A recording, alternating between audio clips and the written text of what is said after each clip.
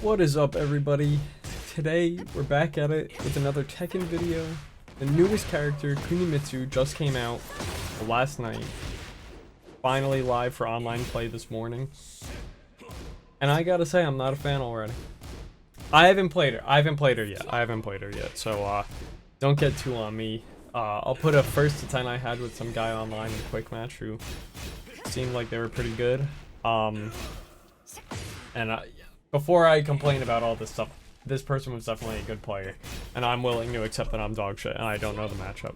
I didn't really play much Tekken 7, so I'm not super familiar with her moveset from that game and maybe some of the counterplay.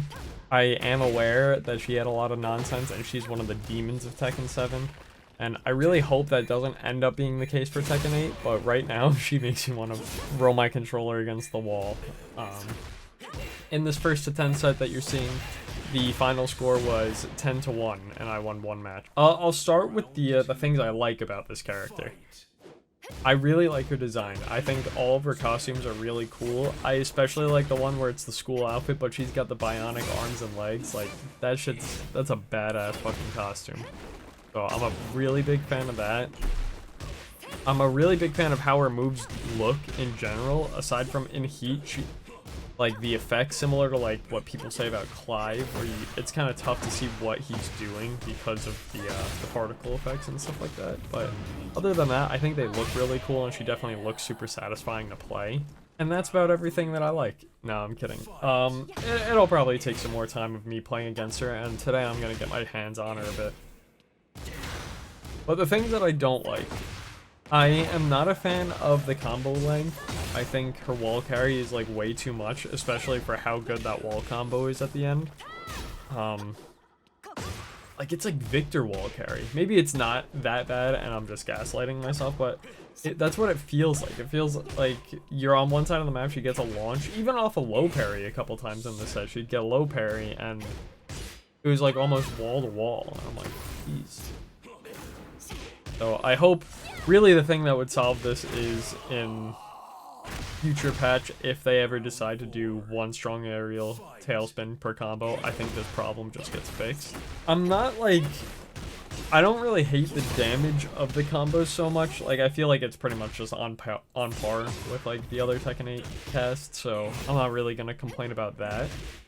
And she doesn't have a lot of like scary lows, but she has a lot of lows, and some of them are evasive, and I'm not sure what the frame data is on them yet, so. But I did feel like in this set that I was getting harassed low enough that I did need to duck. And she has really good mids, especially from crouch. She has her heat engage, and then she has a bunch of mid heat engagers, like most characters do. And then she also has like one heat engager string that's like a 3-piece, and the 3rd hit is like delayable for like 9 years, and the 3rd hit's a fucking heat engager. Like, so I don't know about that. Then just like, this is like her Tekken 7 stuff. She's pretty much dangerous at any range because of her her projectile that also gets you into her face, similar to the Victor gun. She has really good keep out. Like, I tried to do a bunch of wall running 2s in this set, and I know using that as an approach tool isn't usually optimal, especially because it could get sidestepped, and that happened plenty of times in this set. But like down forward 2 on her seems really strong, and I think it is punishable, but at certain ranges like a jab will reach it, so I'm not sure if it's actually like fully punishable. And then her sidestep, like I felt like I couldn't do anything about it. Even what, like, I feel like her sidestep into duck is like really strong, and even when I felt like I was using the correct moves, like for drag, it's down forward 1 to track sidestep left and back 2 to track sidestep right, and I felt like she was going around some of those, like even when I did the right one. So she seems to have a very privileged movement. I know in Tekken 7 it was the pay-to-win movement or the DLC movement, but this character actually feels like she has like better movement than Lily. Maybe I'm just gaslighting myself, but yeah. And then it seemed like she did have some pretty strong tracking options, even though I know you can sidestep right to avoid a bunch of the stance mix-up. I feel like even if you delay, like some of her forward inputs are pretty good at tracking.